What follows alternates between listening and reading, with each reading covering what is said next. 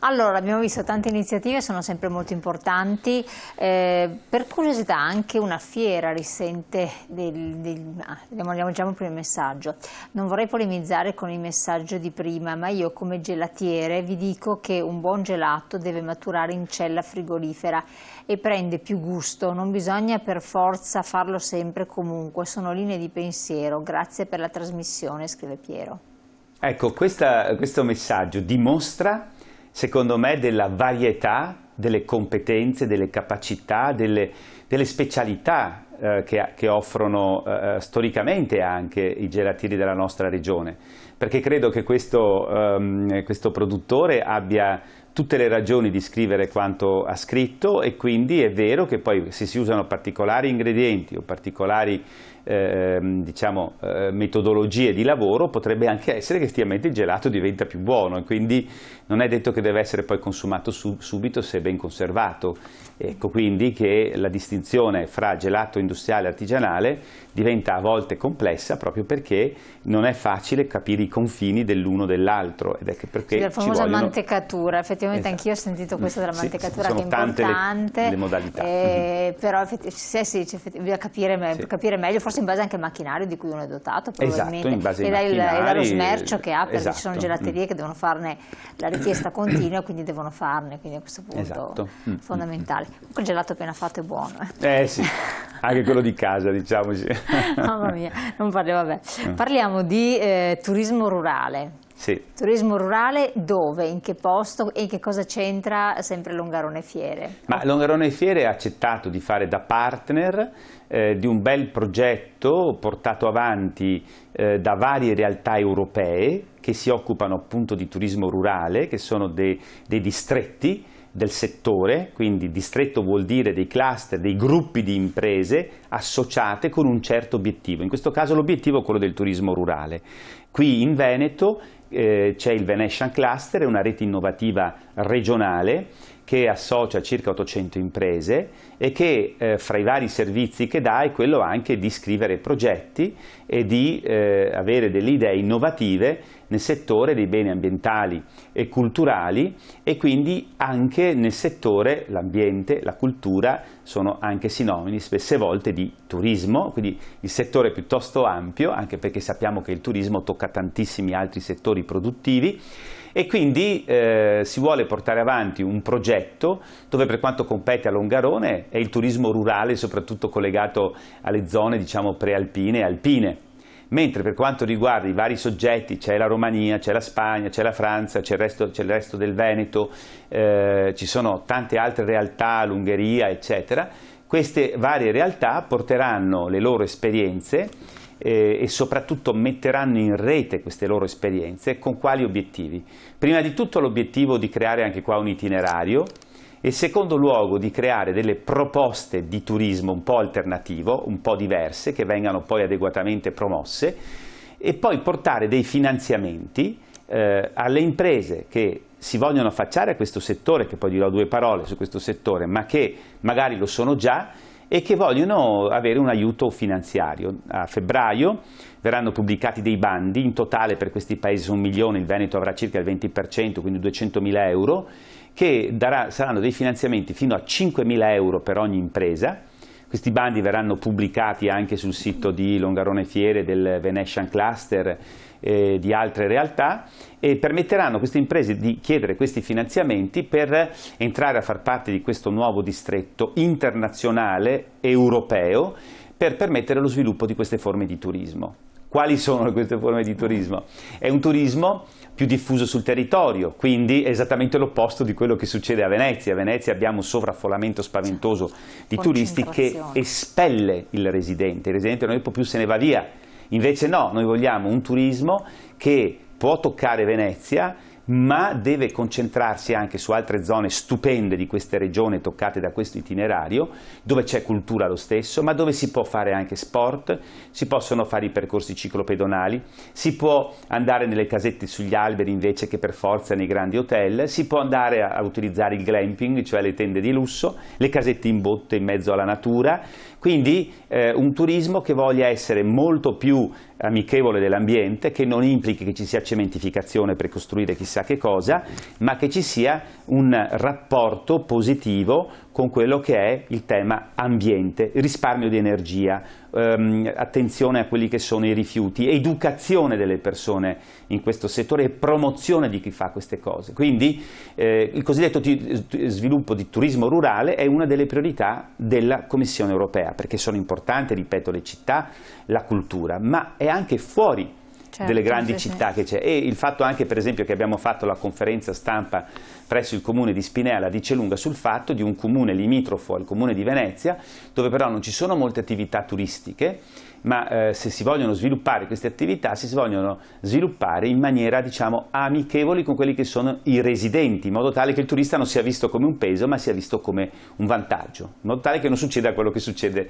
a Venezia, a Barcellona, in queste grandi città, dove invece il turismo diventa nemico della popolazione residente, porta un aumento delle tasse locali, invece di portare ricchezze e diminuirle, porta un aumento delle tasse locali. Sì, è vero questo discorso, però le città dove c'è comunque turismo importante sono arricchite.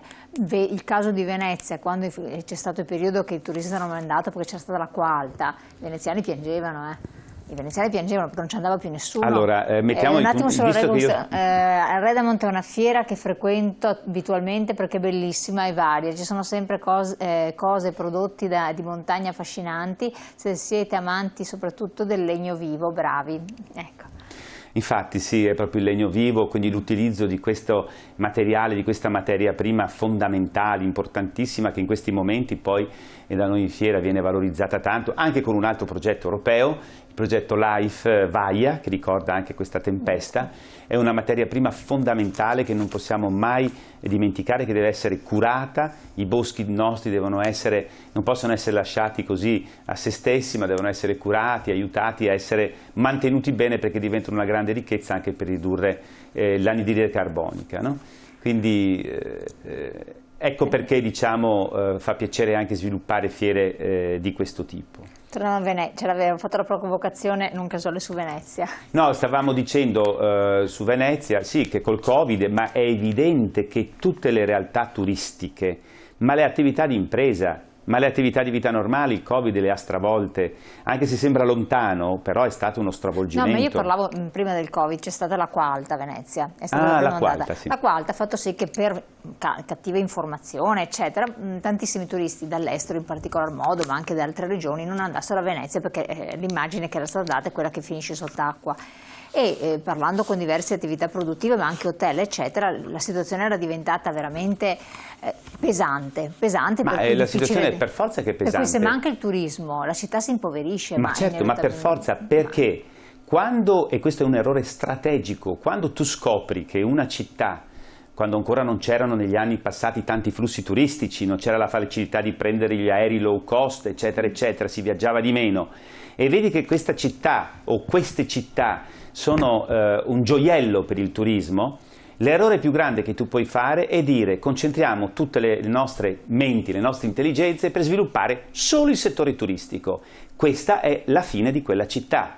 Tu devi avere l'intelligenza da amministratore di capire che il settore turistico è fondamentale, ma tu devi avere anche altre attività a fianco da sviluppare, perché se il settore turistico fagocita per esempio tutti gli appartamenti, non permettendo ai residenti più di soggiornarci, perché guadagnano di più i proprietari con i turisti, un'amministrazione nazionale, regionale o locale deve dire, in un paese come l'Italia, che nei centri storici ci siano per esempio delle esenzioni fiscali che incitino coloro che affittano ai residenti a affittare i residenti invece che ai turisti, perché hanno degli incentivi fiscali. Se questo non viene fatto, tutto diventa turismo. Arriva un'ondata di Covid, una marea alta a Venezia e tu rimani senza attività alternative, quindi condanni per assurdo a morte la cittadinanza residente e forse anche quella stessa città che, se succede qualche problema, non ha più quei flussi che gli permettono di guadagnare. Non puoi mai in un sistema, qualsiasi esso sia,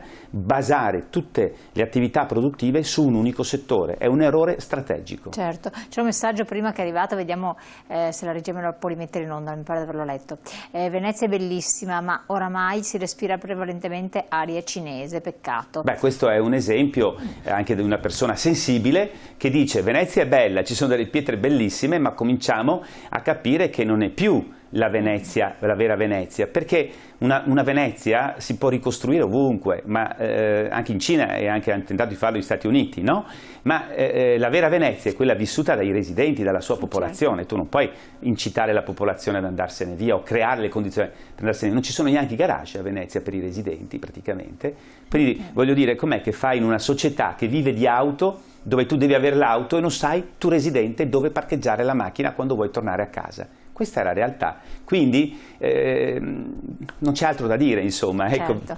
Comunque adesso ancora non si sa se metteranno il ticket o se fanno una proroga, no? Ma adesso quella è una cosa ulteriormente che crea confusione. Bastava creare dei filtri, soprattutto i grandi gruppi che arrivano a Venezia, e sarebbe già stata una manna, perché se io sono residente, mio fratello è residente in un'altra città, per tornare a casa sua deve fare il ticket, o se ho un amico che viene deve fare il ticket, o se ho un parente che viene. Fra l'altro è un problema di privacy anche, che voglio dire, insomma, a un certo punto. No, ma è anche il discorso che hanno fatto, non so chi ha fatto l'osservazione, ha detto i veneti ci hanno aiutato nei momenti difficili, non penalizzate i veneti, che poi magari un veneto va anche a cena a Venezia, per il piacere di andare a Venezia a cena.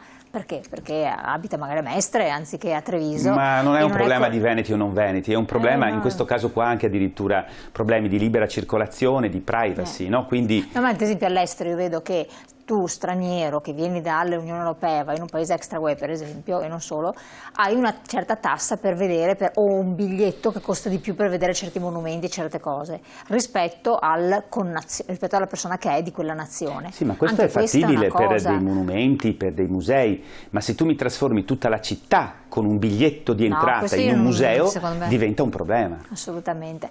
Va bene, comunque parleremo ancora anche di queste tematiche che riguardano l'economia, non abbiamo fatto tempo ad affrontare anche altre, vista la sua competenza. Intanto buona Redamont, che ci sarà alla fine l'ultimo weekend, 26, comincia il 27, il 27 quindi di ottobre, con 2 weekend successivi dedicati all'arredo di montagna, poi seguirà naturalmente il gelato, ci sarà anche quello, stavolta in presenza.